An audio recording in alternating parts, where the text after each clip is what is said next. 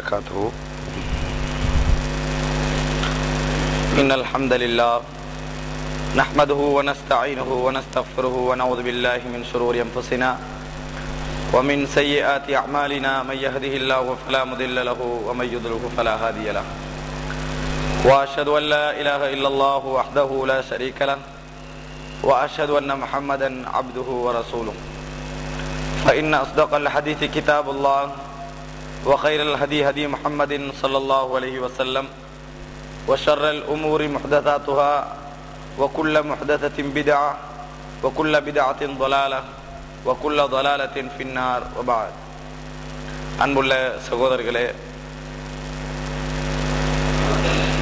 சனிதோறும் நடந்து வரக்கூடிய இந்த மார்க்க நிகழ்ச்சியிலே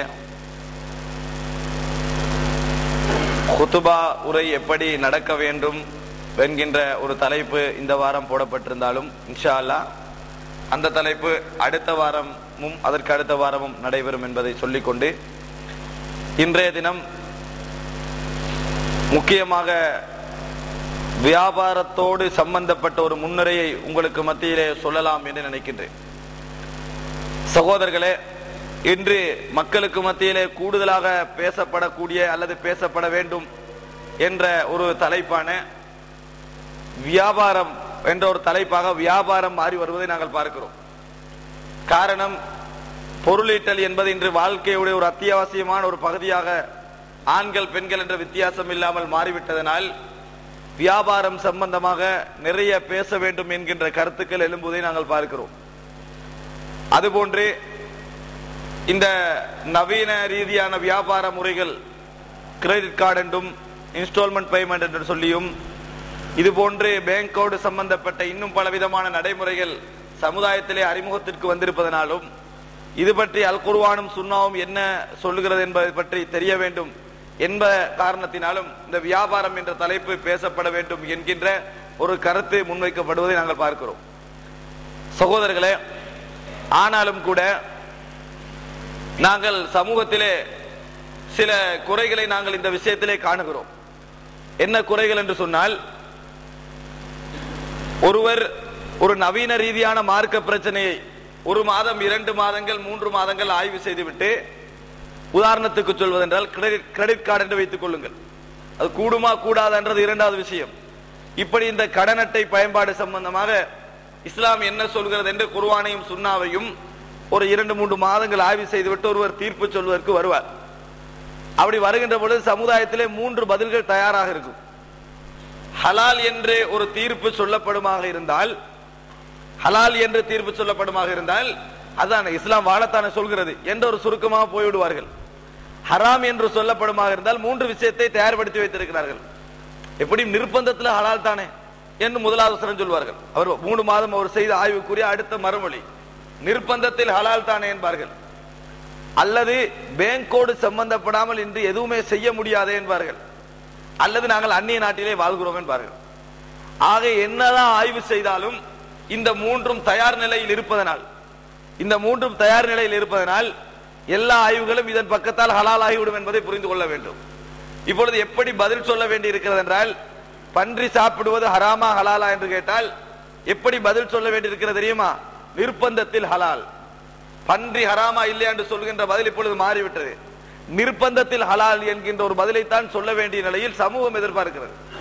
என்னதான் மார்க்க தீர்ப்பு சொல்லிவிட்டாலும் அதற்குரிய பதிலை நிர்பந்தத்தில் ஹலால் என்று மாற்றுவதை நாங்கள் பார்க்கிறோம். நிர்பந்தத்தில் ஹலால் என்ற விதிகள் என்ன, அதை எப்படி உபயோகிக்க வேண்டும் என்பது இரண்டாவது விஷயம். ஆனால் அதனை ஒவ்வொருவரும் எல்லோருமே ஒரு 175% சர்வசாதாரணமாக உபயோகிப்பதை நாங்கள் பார்க்கிறோம். இது நாங்கள் இந்த வியாபாரத்துறை சம்பந்தமாக பேசப்படுகின்ற பொழுது காணுகின்ற ஒரு சமூக ரீதியான ஒரு பலகீனமாக இருந்து கொண்டிருக்கிறது. என்னதான் தீர்ப்புகளை ஆய்வு செய்து வைத்தாலும் அதற்கு ஒரு நியாயத்தை கற்பிக்கக்கூடிய அளவில் அவர்களுடைய சூழல் இருப்பதனால் நிர்பந்தத்தில் ஹலால் என்று சொல்லுகின்ற வார்த்தைகள், பேங்கோடு சம்பந்தப்படாமல் வியாபாரம் செய்ய முடியுமா என்ற வார்த்தைகள், மூன்றாவது சொல்ல போனால் சிறுபான்மை நாட்டிலே வாழ்கிறோம், அந்நிய நாட்டிலே வாழ்கிறோம், முடியாது என்ற பிரச்சனைகள், இது 3ம் பொதுவாக சொல்லப்படுகிறது. 4வது ஒன்றும் பொதுவாக சொல்லப்படும், ஆனால் பெரும்பாலாக சொல்லப்படுவது கிடையாது. இவர்களுக்கு பிசினஸுக்கும் சம்பந்தம் இல்லை, அதனால் அவர்கள் ஹராம் என்கிறார்கள். பேசுற மூளைமார்களுக்கு பிசினஸுக்கு சம்பந்தம் இல்லை, அதனால ஹராம் என்கிறார்கள். செஞ்சு பார்த்தா வழங்கும், செஞ்சு பார்த்தா விளங்கும். இப்படி என்ற சில வார்த்தைகளை நாங்கள் சமூகத்திலே காணுகிறோம். ஆக மக்கள் எதை கூடுதலாக விரும்புகிறார் என்று சொன்னால் ஹலாலாகி வர வேண்டும். எந்த கேள்விகளும் ஹலாலாகி வர வேண்டும். ஹலாலாகி வரவிட்டால் நாங்கள் நிர்பந்தம் என்ற பேரில் ஹலாலாக்குவோம் என்கின்ற ஒரு தோரணையில் இருப்பதை நாங்கள் பார்க்கிறோம். அதனால் வியாபாரம் சம்பந்தமாக என்ன எங்கு பேசப்பட்டாலும் இந்த மனோநிலை மாறுகின்ற வரைக்கும் அந்த உரைகளில் எந்த பிரயோஜனமும் கிடையாது. அந்த உரைகளில் எந்த பிரயோஜனம் கிடையாது. காரணம் என்ன? இவர் எவ்வளவுதான் ஆய்வு செய்து முடிவெடுத்து வைத்தாலும் 3 விஷயங்கள் அவர்கள் தயார்படுத்தி வைத்திருப்பதுதான். இரண்டாவது விஷயம் என்ன தெரியுமா? இதிலே மார்க்க தீர்ப்பு எதிர்பார்ப்பதை விட இதில் நம்மளுக்கு சார்பான செய்தி வர வேண்டும். அல்லாஹ் தஆலா உலகத்திலே ஒவ்வொரு விஷயமும் ஆகுவதற்கு ஒவ்வொரு காரணிகளை படைத்திருக்கிறான். ஒவ்வொரு விஷயம் ஆகுவதற்கு ஒவ்வொரு காரணிகளை படைத்திருக்கிறான். அதே நேரத்தில் அந்த காரணி இல்லாமலும் அந்த விஷயம் ஆகுகின்றது என்பதற்கான சில உதாரணங்களையும் அல்லாஹ் படைத்திருக்கிறான். அல்லாஹ் தஆலா எந்த விஷயமும் ஆக வேண்டும் என்றால் அதுக்கான ஒரு காரணியம் அல்லாஹ் தஆலா படைத்திருக்கிறான் உலகத்திலே. அந்த காரணி இல்லாமலும் அந்த விஷயம் ஆகிறது என்பதற்கான சில விதிவிலக்கான சில விஷயங்களையும் அல்லாஹ் தஆலா படைத்திருக்கிறான். உலகத்திலே உள்ள எல்லா மலங்களும் என்ன செய்யும்? நாற்றம் அடிக்கும். ஆனால் ஆப்பிரிக்காவிலே ஒரு பூனை இருக்கு. அந்த பூனையுடைய பெயர் மறந்து விட்டது. அவருடைய மலம் வாசம் அடிக்கும். அதான் என்ன செய்யறாங்க? வாசனை திரவியமா பயன்படுத்துறாங்க. அப்ப உலகத்திலே எல்லா விதிகளும் என்ன சொல்லும்? மலம் நாற்றம் என்பதுதான். நான் வாசம் அடிக்கவும் செய்வேன். அல்லாஹ் தஆலா என்ன செய்யறான்? கொண்டு வச்சுக்கிறான். எல்லா குழந்தைகளும் கணவனோடு தான் என்ன செய்யும்? கணவன் இருந்துதான் குழந்தைகள் பிறக்கும். ஒரு ஆண் இருந்துதான் குழந்தைகள் பிறக்கும். ஈசா அலைஹிஸ்ஸலாத்தை அல்லாஹ் தஆலா கணவன் இல்லாமல் பிற வைத்து விட்டு இப்படியும் குழந்தை பிறக்கலாம் என்பதை அல்லாஹ் தஆலா என்ன செய்கிறார்? தனது சக்தியை நிரூபிப்பதை பார்க்கிறோம். இப்படி எல்லா பிராணிகளும் தினம் தினம் என்ன செய்ய வேண்டும்? ஒவ்வொரு நேரமும் தாகம் ஏற்படுகின்ற பொழுது தண்ணீர் குடித்துக் கொண்டே இருக்க வேண்டும். ஆனால் ஒட்டகத்தை அல்லாஹ் தஆலா என்ன செய்கிறான்? தண்ணீர் கிழமை கணக்கில் குடிக்காத அளவுக்கு அல்லாஹ் தஆலா வச்சுக்கிறான். ஏன்? அது தண்ணீரை நேரத்தோட வயிற்றுல சேமித்து வச்சுக்கொள்ளும். தேவைப்படுகின்ற பொழுது இடத்துக்கு தூக்கி போட்டுக்கலாம். அவ்வளவுதான். 2 கிழமை 3 கிழமை 4 கிழமை பாலைவனத்திலையும் தண்ணீர் இல்லாம அதை அல்லாஹ் விதிவிலக்கா படைக்கிறான். இப்படி உலகத்தில எல்லா விஷயங்களுக்கும் அல்லாஹ் தஆலா சில விதிவிலக்குகளை படைத்துக் கொண்டே வருவது எங்களுக்கு எதை காட்டுகிறது என்றால் காரணிகளால் தான் உலகத்தில் எல்லா விஷயங்களும் ஆகும்.